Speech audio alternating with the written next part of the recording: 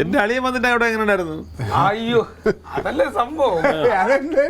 അവന്റെ വരവും പോക്കും എല്ലാം ഒരു സംഭവല്ലേ. അതൊക്കെ ഞാൻ പലപ്പോഴും പറഞ്ഞില്ല കളിയാ. അതെന്താണ് ഞാൻ ഇവിടെ വന്ന് അന്ന് ഒരുപാട് ഭയങ്കര സംഭവമാണ്. അല്ല സത്യത്തിൽ അന്ന് എന്താ സംഭവിച്ചത്?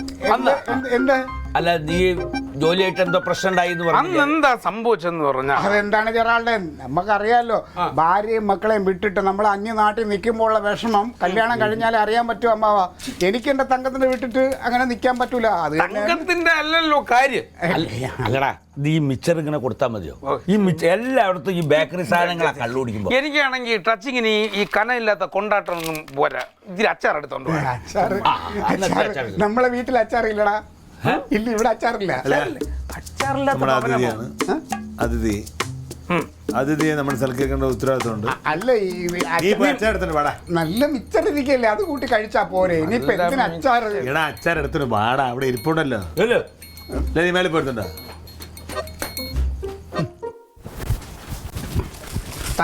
അച്ചാർ എവിടെ? അച്ചാർ എവിടെ? അച്ചാർ എവിടെ? അച്ചാർ എവിടെ? എന്തുവാ അച്ചാറൊക്കെ ഓ എന്റെ കടുകും കളയും മനുഷ്യൻ. എന്തോ നീ വെകിളി?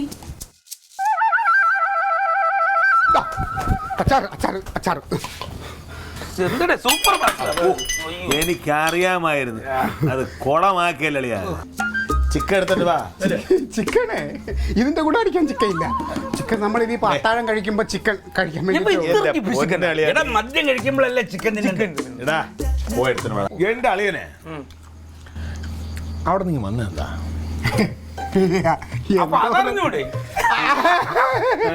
അതല്ലേ സംഭവം. എന്റെ പൊന്നളിയ അവിടെ കാര്യം ജെറാൾഡ് ഇനി അത് പറയണ്ട. ഞാൻ പറഞ്ഞൊരാളെ ഒന്നുമില്ല. നമ്മളെ മെയിൻ അറബി മരിച്ചു. ആ അറബി മരിച്ചു മക്കളാണ് ബാക്കി കാര്യങ്ങൾ ചെയ്യണം. അവരും ഞാനുമായിട്ട് അങ്ങോട്ട് സ്വരച്ചേർച്ച അല്ലാത്തോണ്ട് അറബി മരിച്ചു ഒരു കാട്ടറബി അവിടെ വേണമായിരുന്നു. സംഭവം നീ ഇവൻ ഫിറ്റ് പോ. കള്ളു കുടിച്ചിട്ട് എന്തൊക്കെയാ പറയുന്നത്? ചിക്കൻ ഫ്രൈ ഇവിടെ 2 പീസ് ഫ്രൈ എടുത്താണ് ഞങ്ങൾ പെട്ടെന്ന് നല്ല വൈകിട്ടാണ് 2 പീസ് ചിക്കൻ ഫ്രൈ ഇവിടെ ഏതിലിരിക്കും? ആ ഞങ്ങൾക്ക് ജെറാൾഡിന്റെ അടുത്ത് പറഞ്ഞു എനിക്ക് നിന്നെയും കൊച്ചിനെയും കാണാതെ നിൽക്കാൻ പറ്റൂല. എനിക്ക് ആ മാനസിക പ്രശ്നം കൊണ്ടാണ് സത്യം. നിങ്ങൾ വേറെ ഒന്നുമില്ല തങ്ക. ഞാൻ ഇത് കൊണ്ട് കൊടുത്തിട്ട് തങ്ക ഇത് കൊണ്ട് കൊടുക്ക. അതാ പോയി തറയിൽ. അങ്ങനെ ഞാൻ അവനെ കയറ്റി വിട്ടില്ലായിരുന്നെങ്കിൽ എന്നെയും കയറ്റി വിട്ടേനെ. രണ്ടും വെള്ളത്തിലായേനെ. അപ്പൊ അതാണ് കാര്യം. അതാണ് വാസ്തവം. ഇത് അന്വേഷിച്ചാണ് ഞാൻ നടന്നത്.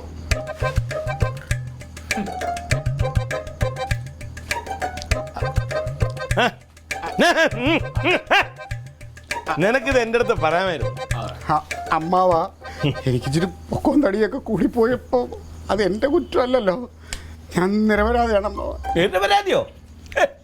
എടാ നിന്നെ കുറിച്ച് ഓർക്കുമ്പോ കേട്ടോ മാമനപ്പ അഭിമാനം തോന്നുന്നുണ്ട്. നീ എൻ്റെ മരുവനാന്ന് പറയാൻ എനിക്കിങ്ങനെ കേട്ടോ രോമാഞ്ചം വരെ എനിക്കിതിങ്ങനെ കേട്ടിട്ട്. നീയാടാ യഥാർത്ഥ രാഷ്ട്രീയക്കാരൻ, ദേശസ്നേഹി.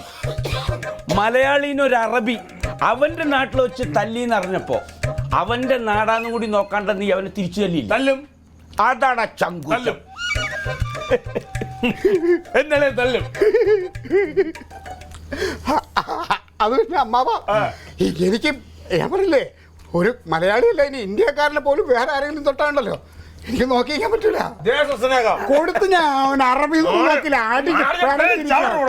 കഴുത്തിന് വേറെ തലയില്ലെങ്കിലും എനിക്ക് പ്രശ്നമല്ല. അതാണ് രാജ്യസ്നേഹത്തോടെ മരിക്കണം. അതിന്റെ പേര് ആളെയും തിരിച്ചു തന്നെ എനിക്ക് ഒരു പ്രശ്നമില്ല. ഞാൻ മാറലയാ കഴിക്കട്ടെ. അനക്കല്ലേ വയറിന് സുഖല്ലേ പറഞ്ഞേ? അല്ല കുഴപ്പമില്ല, മാറിയത് മാറി പെട്ടെന്ന് മാറി. സോഡ വഴിയാളിയാ മടമട അടിച്ച് കയറ്റാതെ.